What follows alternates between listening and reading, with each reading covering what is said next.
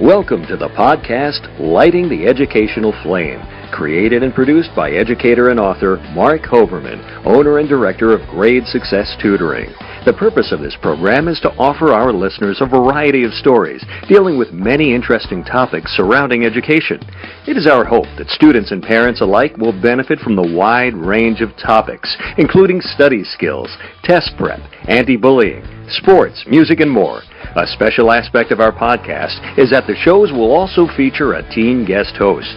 We hope you enjoy our show, Lighting the Educational Flame.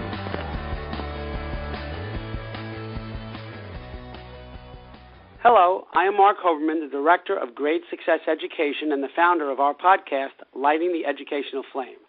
We're truly honored today to have as our guest, author and motivational speaker, Michael Solomon. As many of our listeners know, most of our podcasts are hosted by high school and college students. If you wish to inquire about being a student guest host, just email us at info@gradesuccess.com.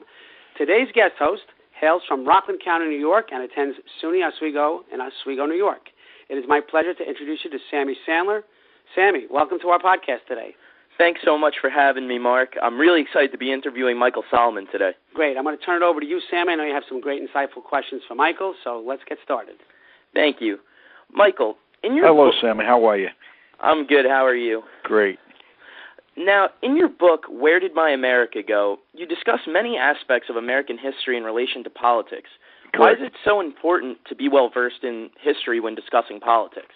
Well, I think people they have to know what's behind everything. I mean, you've got to know, people talk today about the Constitution. They have no idea what the amendments mean. I mean, they keep preaching that, for example, the First Amendment, they keep preaching that you can't have religion in Congress, or you can't have religion in government because it's a violation of the First Amendment. That's not true. If you read the First Amendment says that the government shall make no laws encroaching upon religion.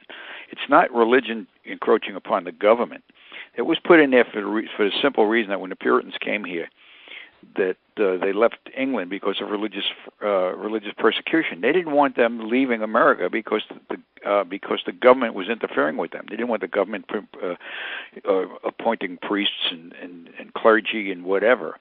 So that's really not it. And the founding fathers in this country, I mean, this was founded. Our country was founded on a higher authority, on a higher belief. I mean, 3 times in the Declaration of Independence it mentions God. It doesn't mean God specifically, but it does mention him. So that's some of the reasons. So people don't understand the Constitution. They don't know what's behind it. Freedom of the press. They look about freedom of speech and freedom of the press. Everybody has a right to say what they want. No, not everybody has a right to say what they want. You can't yell fire in a theater unless there's a fire. So you can't do that. And in my book, I point out different things that are analogous or metaphors to yelling fire in a theater. For example, when the courts and towns give permits to groups who are against blacks or against the Jews, like when the skinheads and the Nazi groups marched against the Jews in Skokie, Illinois. I mean, is that not yelling fire in a theater? Most of these people weren't even from the town; they were from outside. They were basically coming in from outside for the specific purpose of creating havoc. So, I mean, is that any different than the yelling fire in a theater? But yet, that's protected, and the police are there in the streets not to protect the residents, but to protect the demonstrators. So it's a catch-22, and people have to understand it. They have to make up their own minds. So what I pointed out in the book was basically simple, trying to break things down and take all the rhetoric out of it, and basically give it to people so they can understand it in simple terms. Absolutely. And, in this past election cycle, there was such heavy criticism of the media. And as someone who appeared on major news networks, can you give us some insight on how the news is reported, specifically when it comes to politics? They take everything out of context. They've done it to me personally when I was in the police department years ago and I was a detective. I mean, they want to sensationalize it. The problem is that there's no more waiting. There's no more looking for 2 opinions. I mean, everything today is sensationalism. You've got to get it out there to begin with. It's a business now. It's no longer a news organization. It's now a business. The first one on the boob tube with the headline is going to be the winner. They're going to get all the sponsors. They're going to make all the money. They're going to beat the sensationalism, and they don't have two independent sources. I mean, an independent source is not standing there with two people who were standing side by side and said, "What did you see?" and they both say it. No, an independent source is somebody's on one side of the street, and you go to a total stranger 50 yards away who said, "I saw the same thing." He's totally independent. They don't know each other. Those are two independent sources. They don't do it anymore. Look what the press just did with what's going on now against President Trump with the memos that Comey supposedly has. He's never said he had a memo. Somebody said that Comey took notes and he wrote a memo, and he read what the reporter believed over the phone to him. So then now they published it. Well, this is from the memo. Well, did you read the memo? Did you see the memo? No. Well, how do you know it exists? Because he said it does. Well, that doesn't mean anything. You know, I could say the sky is purple. Is it purple? Or the moon is pink. Is it going to be pink? I mean, you've got to, people got their heads in the sand. They're too busy reading headlines, which is sensational. And that's what they've got to do. They've got to start looking things for themselves. Now, would you blame that on the 24-hour news cycle? Oh, yeah, part of it is the 24-hour news cycle. Everybody's trying to beat everybody else to the punch. Absolutely. And on maybe a little bit more of a lighter note, I mean, you've been given the nickname The Motivator. What motivation or advice can you give to our young listeners who might want to pursue a career in the political realm since you have such immense knowledge on it? Well, my suggestion would be, number one, study as much as you can about the history of this country. I mean, it's funny. I'll give you an example. I've done college lectures and such, and I usually start off and I talk about we all talk about and we joke about the corruption in Chicago politics, and I'll start off and I'll say, do you wonder if Mrs. O'Leary's cow was trying to teach us a lesson? That's when I think of Chicago politics, and everybody in the audience has got this dumb look on their face because they don't teach that anymore in school. They don't teach about the Great Chicago Fire, so you're not even laughing because you It's funny. I got to jump in real quick because I'm a teacher now, and I remember being taught that. I haven't heard that taught in a school in over 30 years. They don't teach it anymore. So now what I have to do is I have to preface my remarks by saying in 1871 there's a farmer, Mrs. O'Leary, who was milking her cow, kicked over a lantern, and burned down Chicago to the ground completely, and that's why they call it the Second City, because it was rebuilt. Then I get a laugh when I say, hey, do you think the cow was trying to tell us something? But when you just say, hey, Mrs. O'Leary's cow, was she trying to tell us something? People stand there with this dumb look on their face. So nobody's reading the history books anymore. They're not teaching it. I mean, when I was in school, George Washington was a great leader. Thomas Jefferson was a great leader. Alexander Hamilton was a great leader. You know what they're teaching in high schools today? How many slaves they had. Well, that was a different time in our history. But, why should that be so important? And they keep talking about slavery in the United States, slavery in the United States. People don't realize this. But the United States was the first country in the world to stop slavery. 1863, with the Emancipation Proclamation. We stopped slavery. Slavery was going on for years afterwards in Europe, in Africa, in Britain. It kept on going on. And we were the first company to ever overtake it and change it.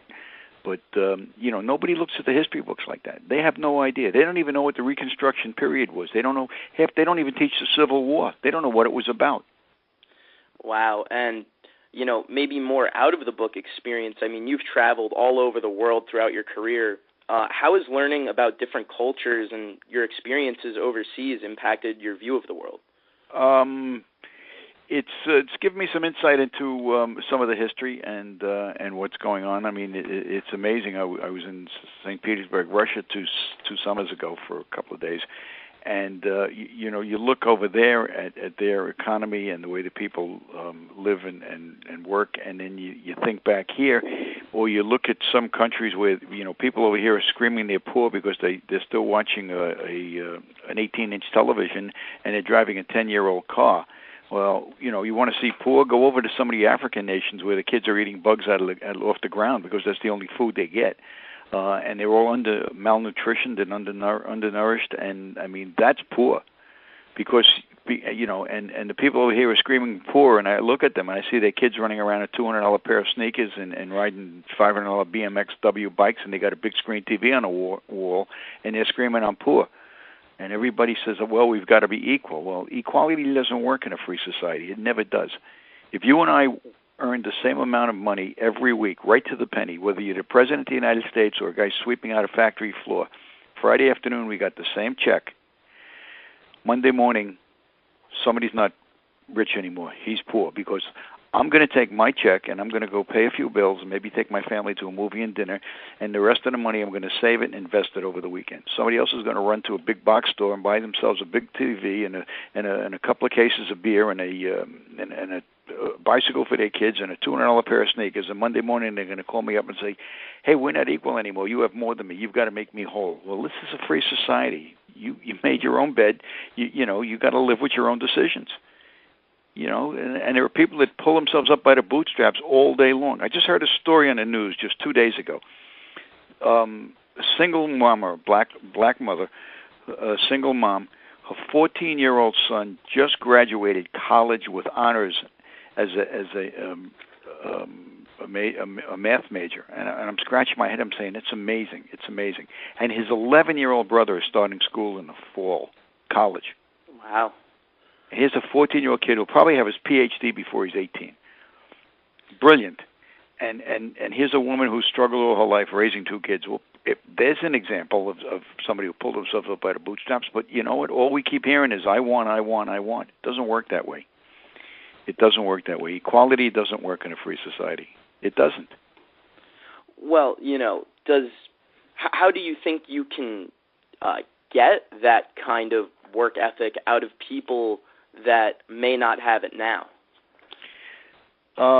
Don't raise the minimum wage to $15. That's the first thing. Because when you think about it, people have no idea, no clue. Let me give you an example about raising the minimum wage. Well, we got to make a living wage. Well, wait a minute. Minimum wage in this country. My first job, I got paid minimum wage. It was $1 an hour. I made $40 a week. That's what I earned, and I learned that was a starting wage. These kids today, 74% of the people who are earning minimum wage today are teenagers between the ages of 16 and 19 who are working in fast food restaurants, scooping ice cream, waiting tables, busing, or whatever. It's a starting wage. It's to learn. It's a building block. But if you give somebody $15 an hour, now nobody has even evaluated at $15 an hour. Let me give you an example of what $15 an hour is.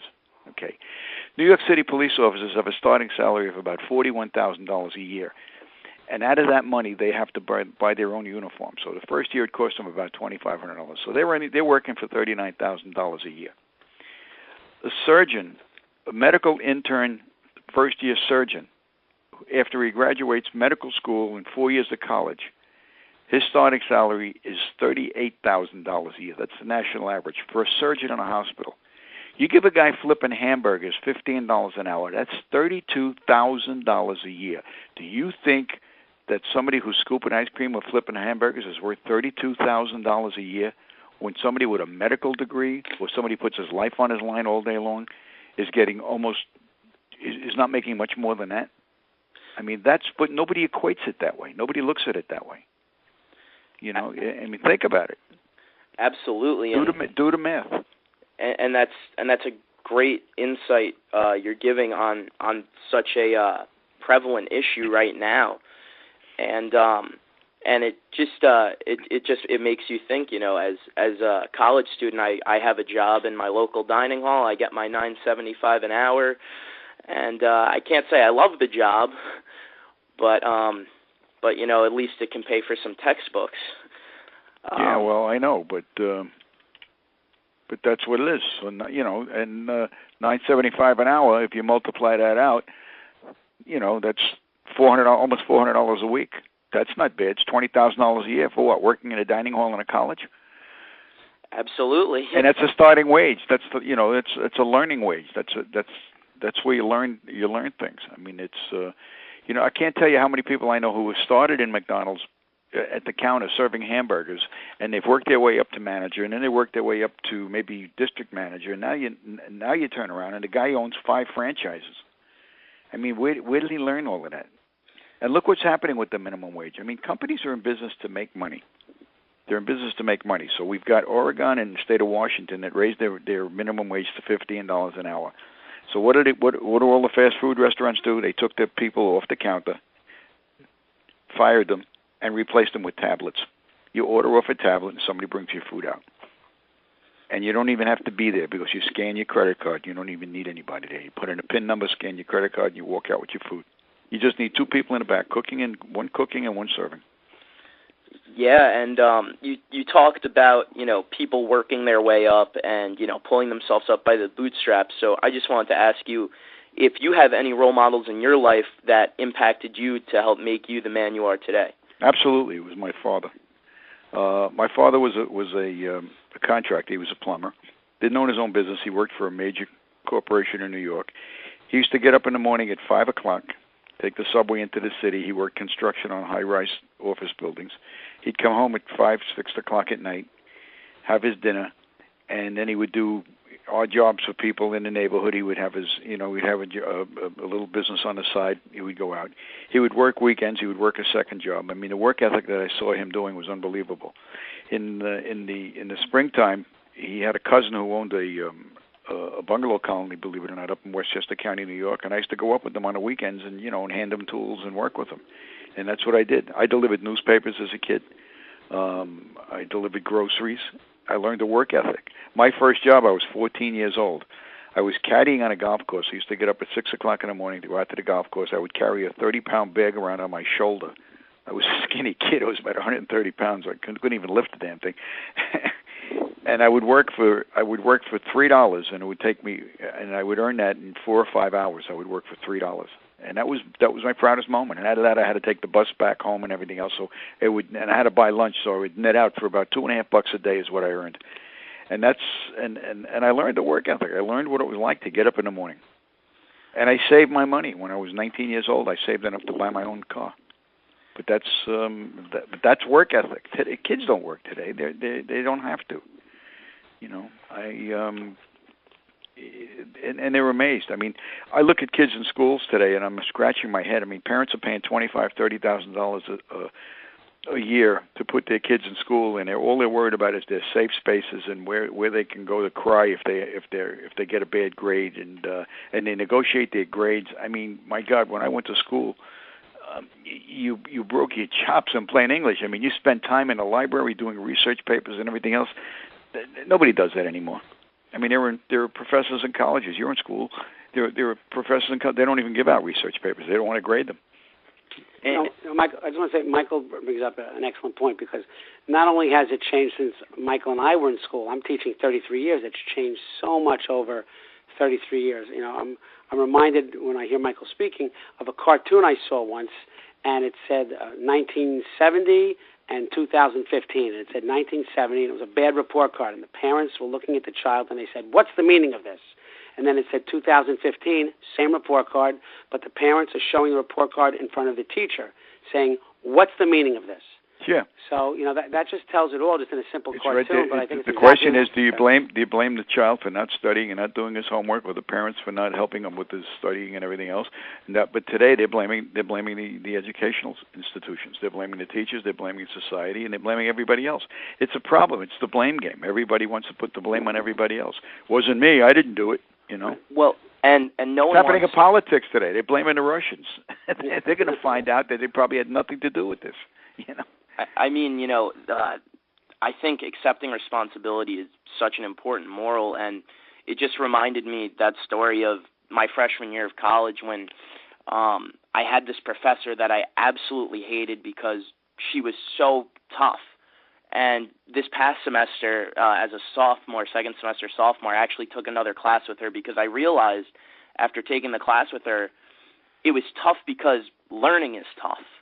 And she actually taught me how to do citations correctly and how to write a correct thesis. And unfortunately, at the time when I was learning from her, I didn't want to put in the work because and I'm still immature to some point, but I was much more immature back then, not being able to realize, what was actually worth it. And you mentioned so many of your odd jobs that you had to do when you were younger, and I was just curious, since you've had such a dynamic career in all these different areas, which job did you enjoy the most? Being in business, my last 18 years when I started my business, it was scary as hell when I started it. It was during the worst recession in this country, 1983. President Reagan just got in office the year before. Carter got out. The economy was falling down into the sewer. I mean, it was so bad. Interest rates were 21%. You couldn't get a mortgage for less than 17, 18%. Unemployment was close to 16%. The country was at negative growth, minus 3%. And I announced to the world that I'm going into business. You talk about fear, but fear is the greatest motivator in the world. Stress is fear leaving your body. I've always had that saying. So when you're under stress, it's because your fears are exchanging themselves for stress. But I did it, and I made it. And that was probably the greatest job I ever had, was the fact that I did it. But out of that, I came up with the philosophy that I was working 60 to 70 hours a week so I wouldn't have to work 40. I don't know if you can understand that. But as an entrepreneur, you put in 60 to 70 hours a week so you don't have to work for somebody else and work 40 hours. So when everybody says today, oh, all these entrepreneurs, they're all so rich and we have to work our butts off. And let me tell you something. There's a reason for it. And I don't know anybody in this country who's ever worked for a poor person. Poor people don't create jobs. Rich people create jobs. They're businessmen. They're entrepreneurs. They do. And the more money they have in their businesses, the more jobs they can create because they're always expanding. They're not hoarding it. I mean, look at what goes on in business today.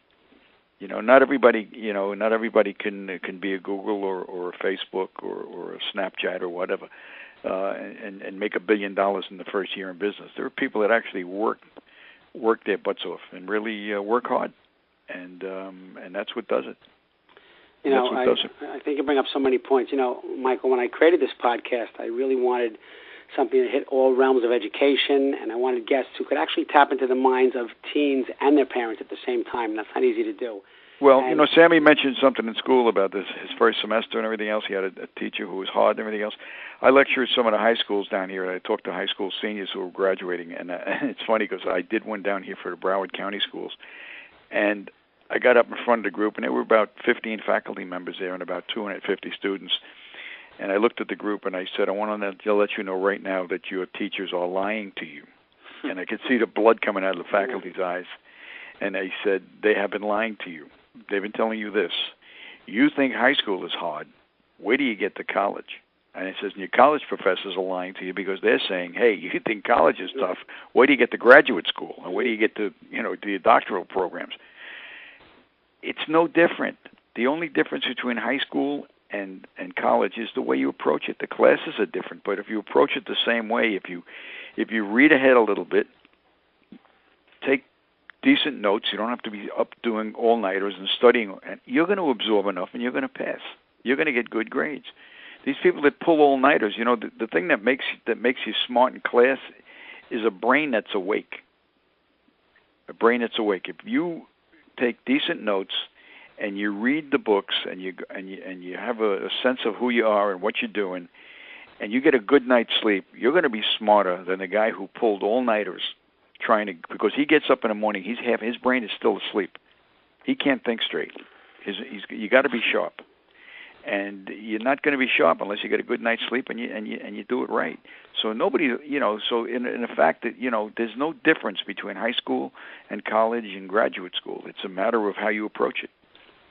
That's definitely excellent advice, and I want to remind people with author and motivational speaker, certainly motivated me today, Michael Solomon. Thank you. And I also want to thank our college student guest host, Sammy Sandler, for being with us today. Sammy, thanks so much for your thoughtful and insightful questions. Oh, no problem, Mark. It was my pleasure. And, Sam, I'm going to leave you with something that I developed, a statement that I use when I close out some of my political commentary, and it's true.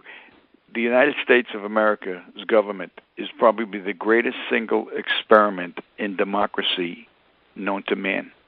And the only thing we can do to it today is screw it up. Yeah, so no place to go but down. I guess that's kind of the message in that. So I hear you, Michael. You've been so insightful and such great responses, and you brought so many things to light that I even say in the classroom, but you say it really so differently and so powerfully. So I just can't thank you enough, Michael Solomon. For I appreciate it. Thank you. Really, our pleasure, and it was an honor to have you as a guest on our show. This is Marc Hoberman, founder and producer of the podcast Lighting the Educational Flame, reminding you to feel free to contact us at info@gradesuccess.com. Thanks for listening today, and we look forward to having you tune in to our next episode. Have a great day, and thanks for listening to Lighting the Educational Flame. Thank you for listening to Lighting the Educational Flame with Marc Hoberman. To contact Marc, email him at info@gradesuccess.com.